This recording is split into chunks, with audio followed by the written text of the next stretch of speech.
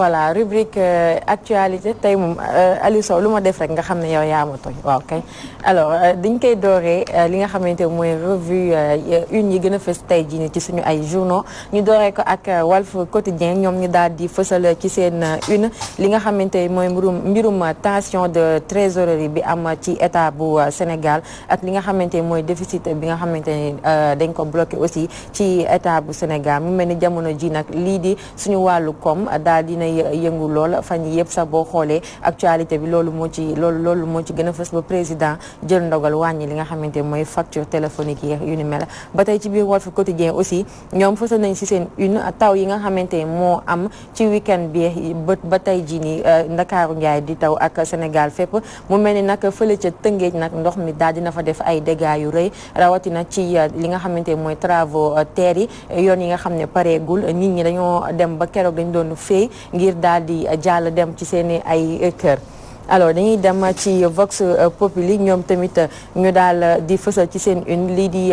problème bi am fële ca institut bu Jeanne d'Arc di interdiction du voile islamique à Sainte Jeanne d'Arc mu mel ni nag kii di xalif général di Tidiane di Serigne Mbaye Sy Mansour moom daal dina yëkkati ay kàddu jëmale ko ci mbir mi moom nee na école yi nga xamante ñoo nekk ci Sénégal yëpp di fa tere muuru état bi daf ko daal di war a tëj ndax amuñu benn droit di daal di interdire li nga xamante mooy muuru ci biir école yi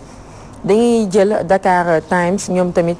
ñu fësal ci seen une li nga xamante mooy inondation yi am jamono jii nii ci biir Sénégal lutte contre les inondations au Sénégal ñoom nag laaj bi ñu samp mooy où sont passés les 700 milliards du PDGI di 700 milliards yi nga xamante ni dañ ko jëloon ngir daal di xeex wàllum inondation fii di Sénégal ñoom laaj boobu la ñu samp ñoom waa Dakar Times. alors dañ koy jeexalee ak source a ñoom tamit daal di fësal ci seen une ba tey li nga xamante moom la Serigne Mbaye Sy Mansour daal di wax jëmale ko ci institut bu Sainte Jeanne d'Arc moom Serigne Mbaye Sy Mansour ba tey mi ngi ñaawlu ndogal boobu waa institut waa école ba daal di jël daal di interdire mbirum muuru fële ca école ba moom ba tey ni muy xamle mooy loolu du yoon te état bu Sénégal dafa waa daal di tëj yooyu les écoles loolu moo fi gënoon a fës Aliou Sow ci li nga xamante mooy suñu ay journaux mel ni nag jamono ji dañ koy doolee surtout inondation yi Aliou Sow Dakar Times nee nañ où sont passés les 700 milliards yi nga xamante moom lañ jëloon pour xeex wàllum inondation fii ci Sénégal. On ne sait pas. On ne sait pas parce que encore une fois on est dans un pays où il y a une justement absence totale de transparence dans la gestion des affaires publiques. 700 milliards. 700 milliards ñaata la juróom-ñaari téeméer milliards de francs CFA c'est pratiquement à peu près le cinquième du budget du Sénégal moom nga jël nga dugal ko ci ay inondations depuis une dizaine d'années qu'est-ce qui se passe on se rend bien compte seulement que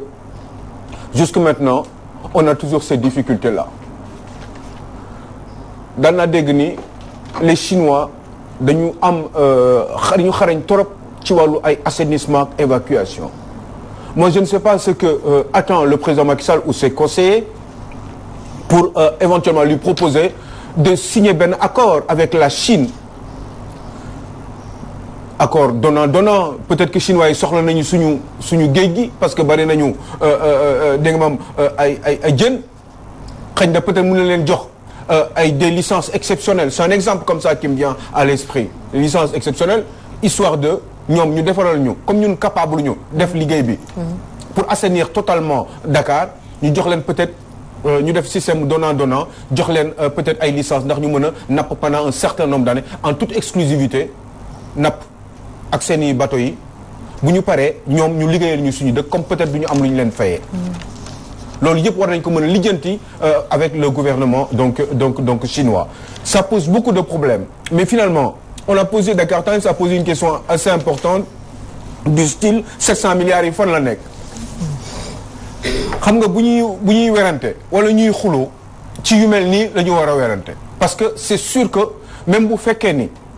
au final dañuy mujjee ci taabal bu boobaa l'objectif principal ça serait de xam exactement xaalis bi fan la jaar c'est curieux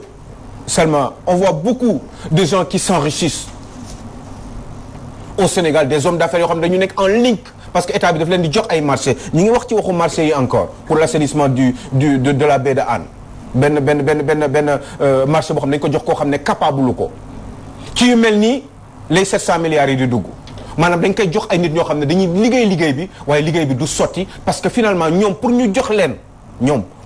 marché yi dafa ay conditions yoo xam ne du c'est parce que dañu mën wala dañu am capacité financière wala technique pour liggéey bi mais c'est parce que aussi dañu war a joxe en retour ay commission ñi nga xam ne ñoom ñoo am ces droits de signature là. loolu mooy indi problème ba nga xam ne tey jii nii ñuy laaj fu 700 milliards yi nekk Dakar Time dina ko laaj waaye du ko xam. ñi ko xam am na ñoo xam ne ñi ngi ci nguur gi tey mënuñu ko xam ndax amul benn forme de traçabilité ci biir nguur gi par rapport à ceux qui les ont précédés et ça continue toujours comme ça dans le pays ce qui fait que ni xaalis bi ñuy dajale donte as tuut la ci dëkk bi war ko dugal ci ay priorité ci dëkk bi xaalis boobu toujours dinañ def semblant de travailler xool leen tali boo fi defar at ba at dellu soir bu taw bi jàllee mu jeex comment cela se fait-il que toujours loolu di dem boo demee ci tali ay ñoom Eiffage bi ñuy xas nii autoroute à péage bi mu commencé di daw ba léegi de xanaa yeneen difficulté liées à la technique wala yu demee noonu mais ci wàllum qualité de l'autoroute xam ngeen ni c'est parce que ay tubaab ñoo ko yor loolu moo tax autoroute bi mel noonu waaye yeneen tali yi nga xam ne exemple la rek nii pour war la ne ni xaalis bi fu muy dem quoi ci ñi muy dem mooy ces gens que vous voyez là dans ce pays et qui s'enrichissent parce que ce sont des entrepreneurs parce que ce sont des hommes d'affaires ñooñu ci boppam ñoom ñoo jël 700 milliards yi mënuma la wax kan la waaye ñoom ñoo jël xaalis bi parce que liggéey yi ñu leen di jox mënuñu ko wala même buñ ko mënoon sax mënuñu liggéey bi normalement parce que commission yi ñoom pour ñu mën ci génn il faut que commission bi ñu am ñu jox ñu am ay fonctionnaires moo tax ngay gis fonctionnaire bu nekk milliardaire moo tax gis fonctionnaire bu am alal moo tax gis fonctionnaire bu gagne 3 millions de francs pendant 20 ans mais il se retrouve avec 3-4 grands immeubles yoo xam ne pratiquement ay 2 à 3 milliards lay jar et pourtant simple fonctionnaire kese la yu mel nii moom moo fi xew te man Aliou Sow dafa am benn affaire boo xamante ni dama ko seetlu mu naqari ma trop mooy ñi nga xamante ni ñooy suñu autorités yi suñu njiit yi comme ni ñu leen di waxee li ñu gën a mën mooy ñoom daal pour du liggéey sax laa ko mën a tuddee mais maasawu parce que seet naa fan yi bu inondation amee ñuy ba bërki démb gis naa directeur bu benn société bu nekk fii bëgguma def publicité mu dem ci dëkkam parce que moom mooy maire bi dem di fa may ay matelas ay ceeb parce que ñooñu dañoo inondé ñu yóbbu leen ci ay école teg leen fa non seulement sax école mi ngi waagi tëji ñooñu d'ici peu de temps dañ leen di génne ci école yoo xam fa lañ leen di yóbbu au lieu que ñu defar ay assainissement yu baax nit ñi defar leen tali yu baax mais ñoom dañuy toog ba catastrophe am yu ñëw di la indil ay saaku ceebax ay matelas wax yu ni mel et li ma gën a métti aussi askan bi accepter loolu noonu autre chose aussi autoroute à péage bi ngay wax léegi liggéey bi baax na baaxul parce que inondation yu bëri yu am fii nii instant bi autoroute bi bokk na ci ak li nga xamante ne mooy terre bi parce que autoroute bi kawe na kër yi nekk ci suuf ndox mi di wàcc di dugg ci biir kër yi terre bi aussi tënge li fa am kenn mënu la koo wax loo xamante ne musu fa am loolu aussi bëgg naa nga ñëw si man daf ma metti trop. c'est normal surtout que dem maa ngi dem Tëngéej maa ngi jaar ci ginnaaw pont bi noonu ngay wàcc boo demee ba ci kaw surtout mel ni dem bataa bi wàcc noonu. di dem côté jàkku juma Mouride bi ñuy tabax foofu. wetu Youssou Mbargane da ngay gis ci biir koñ yi foofu c'est extraordinaire li ngay gis foofu noonu da ngay dugg ci ay pëtta da nga naan man garaawul quoi xam nga oto bi na éclaté. amul problème mais boo gisee ñi nga xam ne ñoom ñooy dëkk fii chaque jour romb leen yow sax da nga naan mais li man daal bàyyil ma noppi rek jàpp sama ñaambur ndax am naa tuuti sax tane naa tuuti amaana parce que ñi nga xam ne ñoom nga gis ñu dëkk fa da nga naan ñii nan la ñu mën a toog di fa fanaan chaque jour di yeewu ci dëkk yooyu c'est extraordinaire je suis d'accord mais boo gisee ma doon wax sax waxu autoroute bi c'est parce que autoroute bi ci boppam laa wax qualité autoroute bi laa lay wax rek man ni ñu ko defee ak alentour yeeg yooyu loo xamante ni tey jii Sénégal te sax Tëngéej ngeen gis mais le mal est profond. domaine boo dem rek tey jii wala localité boo dem rek ñu ngi souffrir ci moo yooyu lee ci côté marché yooyu noonu nga xamante ni d'habitude dañ koy jox nasaraan ci sénégalais yi nag di ko fustiger le plus souvent et je trouve que nasaraan si tey jii par exemple bu ñu jëlee kaawu fële nga xamante ni moo di arène nationale bi soo gisee liggéey bi niñ ko defee chinois yi niñ ko tabaxee yàggul te defar nañ ko anam ba nga xamante ni mucc na ayib tey jii ñu defar ko ci date ba nga xamante ne yàggul joxe li nga xamante ni moo di clé yi xoolal tey jii autoroute à péage boobule donte andi na ay dégâts ci côté li nga xamante ni moo di inondation yi mais quand même amuñu loo xamante ni war nañ leen ko mën a reprocher ci wàllum qualité ci côté boobu noonu aussi par exemple ñun suñu côté fële nga xamante ni moo di côté Dalifort Cité Soleil depuis 2 ans xanaa ñu ngi ci ay travaux xam nga bien avant sax li nga xamante ni moo di nawet bi dañu jël marché assainissement bi jox ko benn entreprise bu nga xamante ni moo ngi fii la ci Sénégal CDE si vous me permettez mais depuis 2 ans xaw ma 3 ans mënuñu fexe ba pare li nga xamante ne moo di travaux yu nekk fu au contraire dañuy gas def ay pavage ba nga foog ne pare nañ ñu ñëw ne dañuy changé waat pavage yooyu mel ni dañuy liggéey di làmbaatu rek en réalité amuñu plan alors que fi mu nekk ni nawet bi ñëw na dañuy sax gën a andil ay dégâts yokkuñu ay problèmes yi nga xamante ni amoon nañ ko kon je pense que société yi nga xamante ni ñoo nekk Sénégal ñu war a marqué seen empreinte def seen liggéey convenablement ba bu ñu joxee nasaraan yi yenn marché yi aussi duñu am lu nga xamante ni rek war nañ leen koo mën a wax. Il faut surtout beaucoup de transparence il faut mu am il faut que yow Salma boo yeewoo suba teel nga ne sama dëkkuwaay boobu nga wax noonu liggéey bi fu mu toll il faut nga koy xam nga am un suivi yow war nga mën a claquer sur un bouton de votre ordinateur pour vous rendre compte que ni liggéey bi fii la toll marché bi sangam lañ ci jot a dugal lii moo ci des xaaj bi fii la war a jógee bis sangam lay mbir mi di jeex loolu il faut nga am yow en tant que citoyenne sénégalaise nga dëkk ci béréb doon doomu Sénégal yow war nga mën a xam loolu en un simple clic loolu nag bu fekkee ne mënoo ko xam ça veut dire que toujours mbirum ju jaay du mës a jeex Sénégal Salma tant que yaa ngi gis des fonctionnaires des hauts fonctionnaires qui ont énormément d'argent parce que moi je pars toujours du principe que boo demee bay bëgg nekk fonctionnaire da nga jóg pour sacrifier sa bopp pour votre peuple mais pas pour vous enrichir mais imaginez bien que ce sont les fonctionnaires en général qui s'enrichissent qui ont tous les avantages je ne suis pas contre les fonctionnaires je reste persuadé que ni am na ay fonctionnaires yoo xam ne dund nañu ba dee ci dignité ak ci ngor ak ci liggéeyal seen réew lu ñu jóg mais exception boobu taxul ñuy wax c'est comme l'histoire du train qui vient à l'heure et celui qui ne vient pas à l'heure moi c'est celui-là qui m'intéresse il se trouve que c'est dans la majorité dans ce pays il y a phénomène de corruption bi moo doy waar lii yëpp ngeen di gis nii affaire de corruption c'est parce que du mës a leer te doo gis mukk ñuy défendre ñi di politique nii doo leen mës a gis ñuy défendre loolu bec et ongle parce que xam nga lu tax parce que ñoom ci seen bopp si ça se trouve xaalis boobu ñuy mën di lijjanti par ces commissions là loolu moo leen di permettre ñu am doole pour mën a continuer à vouloir tenir le pays parce que ci xaalis li ñuy bëgg a kii askan gis nga li ngay wax sànq noonu par rapport ñi ñëw ay inondation ñu ñëw di leen jox leen jox ay ceeb ak ay dugub ak yi demee noonu c'est ce qu'on appelle la stratégie d'asservissement des populations parce que population yi pauvres yi pour nga continuer di leen asservir il faut nga c'est comme ginaar li Aïda Diong doon wax Aïda Diong li mu doon wax mu ne moom coxam la yor cox xam nga cox nit ñi ay ginaar lañu quoi en faisant allusion aux gens qui habitaient aux HLM pendant qu'il était maire cox boobu lay wis rek nit ñi di ko topp xam nga ginaar boo yoree cox boo koy wis day topp sa ginnaaw donc forcément yooyu la demee noonu la ñu bëgg a def suñu population bi c'est gis ngeen esclavagisme du tubaab bi def nañ ko ok super mais ñoom au moins sax ñoom dañu ñëwoon pour loolu dañu amoon ay objectifs waaye ñun suñuy compatriotes ñoo ñuy def loolu parce que on n'a pas le droit d'avoir des gens qui ont autant d'argent dans un pays boo demee ci gannaaw Rufisque nga gis foofu li fa xew nga ne fii dëkk bi am na ñoo xam ne ay oto 50-100 millions la ñuy dawal parce que tout simplement ay fonctionnaires la ñu ngay ñu wax la ni dëkk bi nga xam ne ay 307 milliards ngay dépenser pour ay oto pendant ce temps-là ces populations man maa leen gis démb dama yéemu ci yàlla loolu nit waruñu ko nangu dama la bëgg doo ko ñëw di ko indil Aliou moustiquaire bi rek tegal ko ne ko acca fi nga romb démb noonu gis fa ndox mi mu taa le ministre Ismaïla Madior Fall foofu la dëkk c'est tellement lii rek foofu la dëkk fa lay jaar chaque jour waaw léegi nag loolu léegi lan nga si mën xam nga man dama ne bon garaawul na ñun ay jullit lañu quoi mais je vous assure d'une chose man gëw ma ni ay nit ñu baax lañ man xaw ma nit nan la mën a téye autant de milliards téye ko ci dëkk di dem di voyager boo buggee dem def say courses nga def ko alors que sa xaalis boobu ci dëkk bi nga ko jëlee alors que say compatriotes chaque année chaque 9 mois ñu am les mêmes problèmes l'année prochaine Salma dinañu waxaat ci waxu inondation yi l'année prochaine xam lu ñu leen di jox mooy asservissement boobu may wax rek moustiquaire bi la ñuy jël ne leen sangu leen en attendant protégez-vous le temps que ça passe même si élection présidentielle boo xoolee noonu dañuy sonal population ba mu leer leen ni xiif nañ ñu taxaw ci buntu bureau de vote yi jox la 5000 par exemple ne la duggal soo voté soo génnee nga ni ma yeneen bulletins yi. mais ça fait rigoler parce que finalement oui comme li kii doon wax le président russe voilà donc ñoom bon dañuy jël xaalis bi sàcc ko dajale ko yóbbu ko bitim réew jënd fa ay kër yóbbu seen i doom et cetera vivre confortablement dem di def seen i courses foofu bu ñu deewee ñu ñëw fii mais regardez même pour aller se soigner même pour faju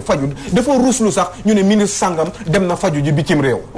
mais hôpital principal xanaa du baax na billaay hôpital Le Dantec mais yi ngay gis fii les grandes cliniques avec nos grands médecins qui sont là nos agrégés qui sont là ay ñoom docteur Diaw ba ma nekk xale maa ngi koy dégg ñaata femme la sauvé ñaata femme la dimbali pour ñu am ay doom. waaw ñooñu pourtant nos leaders quand ils sont malades dañuy dem ñu dépenser leen ay alal bu dul jeex pour faj leen mais pendant ce temps-là inondation l'année prochaine il va y avoir encore des inondations il va y avoir des gens qui vont souffrir qui vont tomber malades qui vont avoir toute forme de maladie et qui vont mourir. Pendant ce temps-là il va y avoir des gens des femmes qui ont le cancer de l'utérus pendant ce temps-là il va y avoir des gens qui vont avoir seen problème mu dialyse boobu pour mën a dialyse oui pourtant c'est pas grave on a 307 milliards yoo xam ne am na ay nit yoo xam ne war nañ leen jox 300 000 francs CFA de téléphone tout simplement mais vous vous rendez compte on peut travailler 50 000 francs tout un mois 10 heures par jour pour se retrouver avec 50 000 francs CFA par nan la nit mën a di liggéey 10 heures par jour weer ba du 1er au 31 di am 50 000 francs CFA yow ñu lay jox 300 000 francs pour nga nekk sa ginnaaw 4x4 avec le confort aux frais de l'État sur le dos du contribuable sénégalais pour ngay wax 300 000 francs de téléphone c'est une honte un pays qui a un problème un pays qui a des difficultés dëkk boo xam ne coono moo fi nekk dëkk boobu ñëpp dañu war a séddoo coono bi ñëpp dañu war a am les mêmes difficultés partager coono bi mais il se trouve que c'est le contraire il y a une certaine élite esclavagiste parce que lii moo gën a pire 300 ans d'esclavage parce que man je préfère nga toroxal ma 10 ans ma dee que nga may téye pendant 300 ans di ma toroxal. mais yow aussi mais 60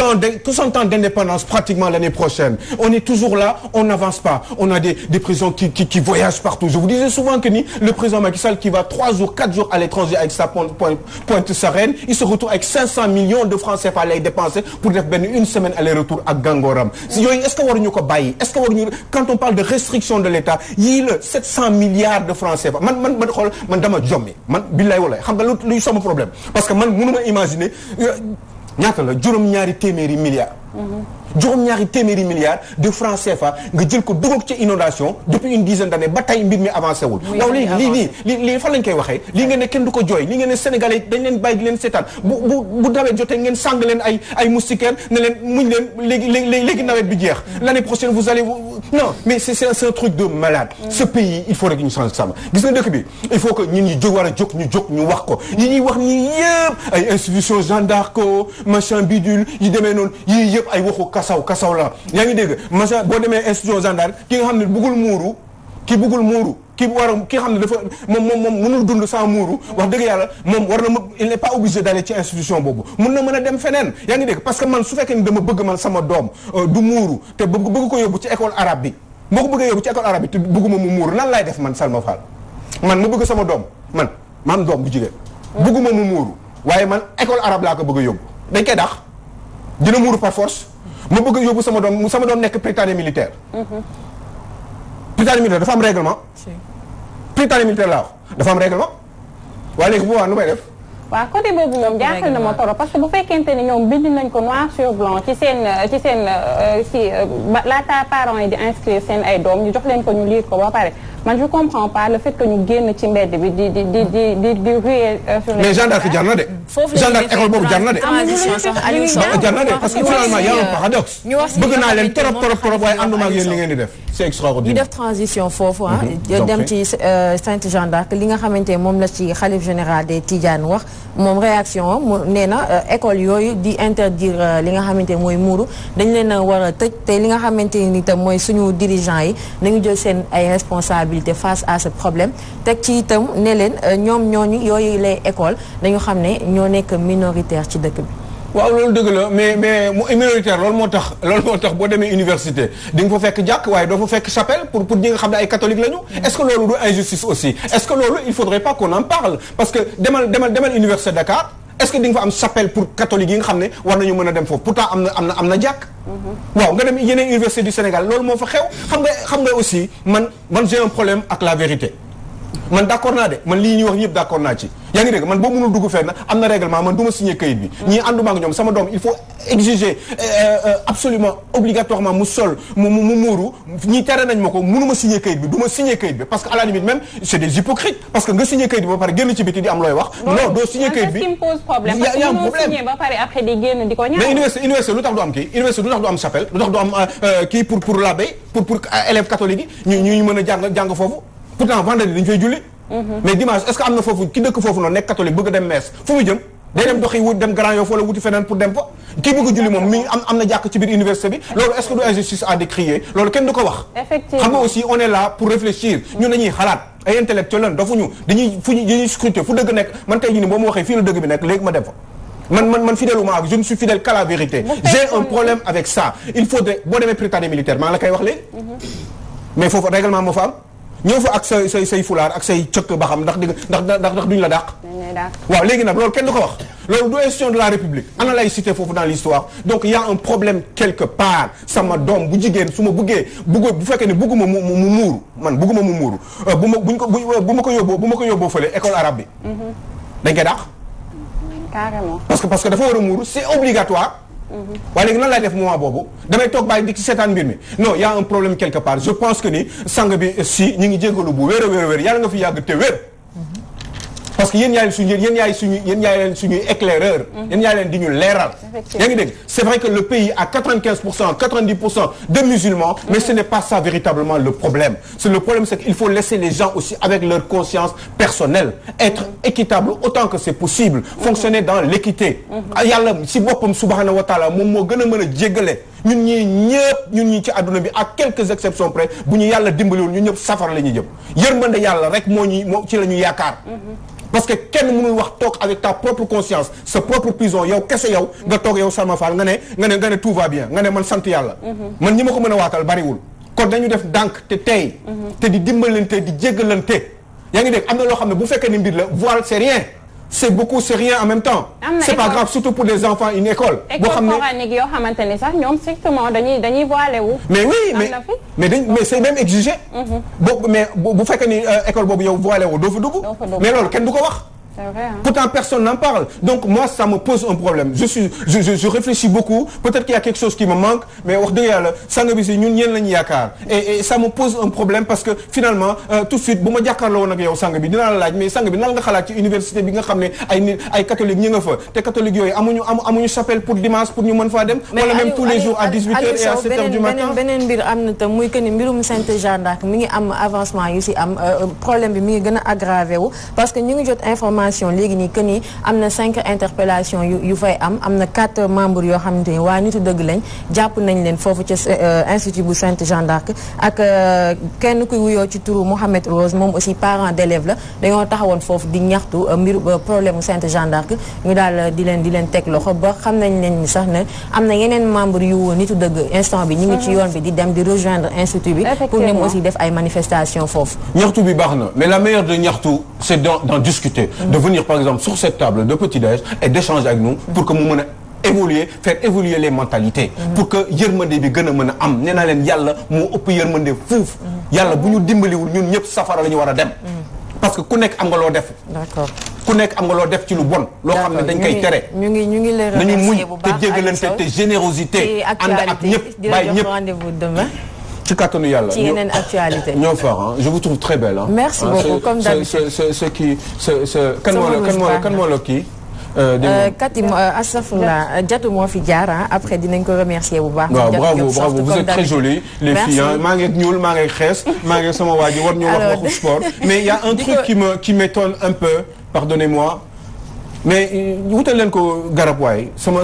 grand bi dafa kii daal dafay góorgóorlu nii rek. mais jàmbaar tey nekkuma parce que moom su nekkul du ma nekk. waaw dafay xaw a kii jàmm ñu daal di ñëw jàll ak moom sax Cheikh Tidiane Gomis ci rubrique sport.